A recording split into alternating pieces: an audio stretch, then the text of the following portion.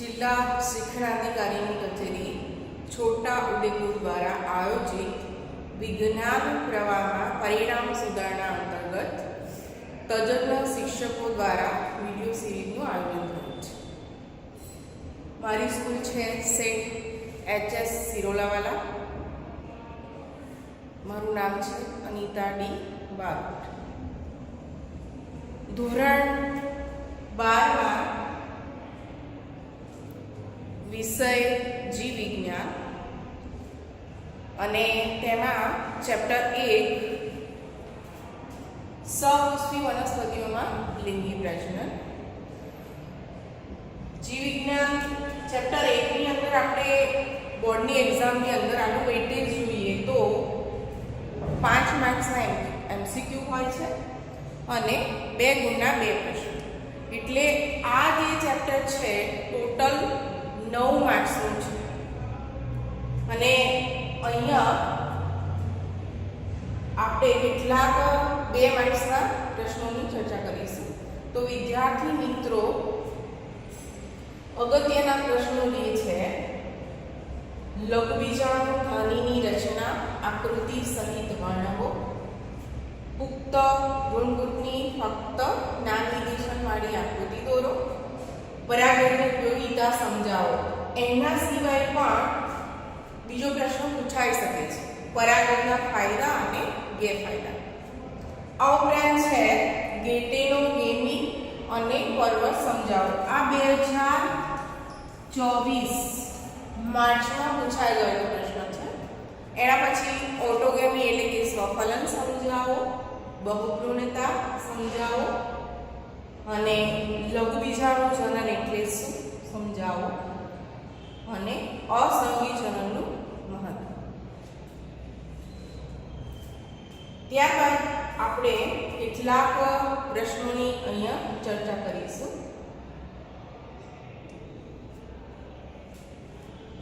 તો ધોરણ 12 જીવ વિજ્ઞાનની અંદર ચેપ્ટર 1 જેમાં આપણે પહેલા પ્રશ્નની ચર્ચા કરીશું લઘુબીજાણુ ધ્વનિની રચના આકૃતિ સહિત વર્ણવો।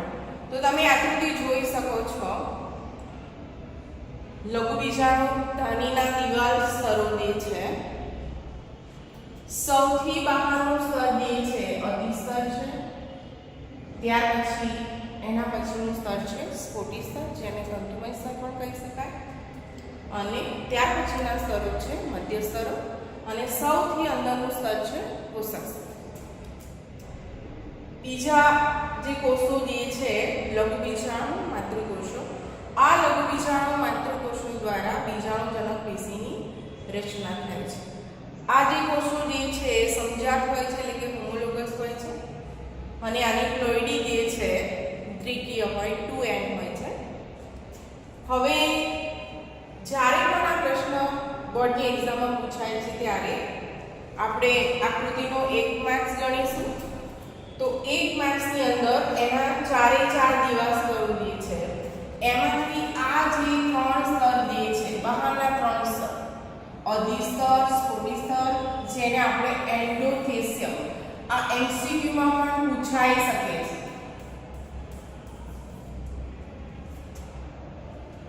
એના પછી મધ્ય સ્તર અને સૌથી અંદરનું છે પોષક સ્તર। તો આ જે 3 બહારના સ્તરો જે છે એ રક્ષણ કરે છે અને જ્યારે પરાગાશય પરિપક્વ થાય ત્યારે એનું સ્ફોટન પ્રેરે છે। સૌથી અંદરનું જે સ્તર છે પોષક સ્તર જે વિકસતી પરાગરજનું પોષણ પૂરું પાડે છે। ત્યાર પછી આપણે બીજા પ્રશ્નોની ચર્ચા કરીશું। તો આ પ્રશ્ન જે છે એમાં જ્યારે તમે આકૃતિ દોરો છો, નામ નિર્દેશન કરો એનો 1 માર્ક્સ છે અને એનું વર્ણન કરો છો એનો 1 માર્ક્સ। બીજો પ્રશ્ન છે પરાગરજની ઉપયોગિતા। તો પરાગરજની ઉપયોગિતાની વાત કરીશું તો એક તો પરાગરજ જે છે એ પોષક તત્વોથી સમૃદ્ધ હોય છે, એને પૂરક આહાર તરીકે લઈ શકાય। સાથે સાથે પશ્ચિમ દેશોની અંદર એ ગોળી એટલે કે ટેબ્લેટ અથવા સિરપ સ્વરૂપે બજારમાં ઉપલબ્ધ હોય છે અને પરાગરજની જે ખાસ કરીને ઉપયોગિતા છે એ રમતવીરો અને ઘોડાની દોડની અંદર સારો દેખાવ કરવા માટે એનો ઉપયોગ થઈ શકે. તો આ ચારે ચાર પોઈન્ટ જે છે દરેક જે પોઈન્ટ છે એનો આપણે 0.5 ગણીએ તો એના 2 ગુણ થશે. એના પછીનો જે પ્રશ્ન છે ઓટોગેમી એટલે કે સ્વફલન સમજાવો. તો ખાસ કરીને ઓટોગેમીની અંદર વનસ્પતિનું તે જ પુષ્પ હોય અને એની અંદર જ પરાગનયન થાય છે. એટલે કે પુષ્પ એક જ એની જ પરાગરજ જે છે એ મુક્ત થાય અને સ્ત્રીકેસરના પરાગાસન પર સ્થાપિત થાય છે. તો ખાસ કરીને સ્વફલન જે છે એ ભાગ્યે જોવા મળે છે, કારણ કે એના માટે પરાગાશયમાંથી પરાગરજની મુક્તિ થવી અને સાથે સાથે સ્ત્રીકેસરનું પરાગાસન જે છે એ ગ્રાહ્યશીલ બનવું જરૂરી છે, એટલે કે બંને વચ્ચે તાલમેલ જરૂરી છે.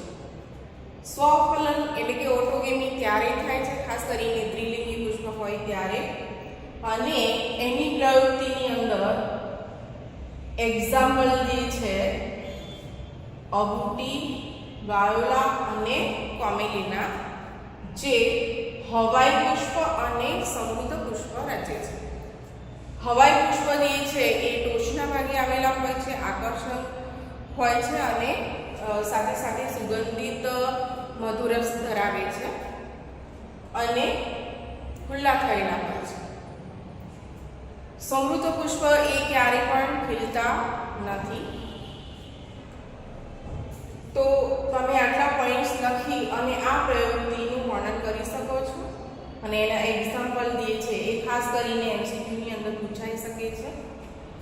આ 3 વનસ્પતિના એક્ઝામ્પલ અને એક જ વનસ્પતિ એનું જ પુષ્પ એના જ પરાગાશનમાંથી મુક્ત થતી પરાગરજ શ્રીકેસરના પરાગાસન પર સ્થાપિત થાય છે. એટલા માટે એને ઓટોગેમી કહેવામાં આવે છે અને એનું જનીનિક બંધારણ સમાન હોય છે.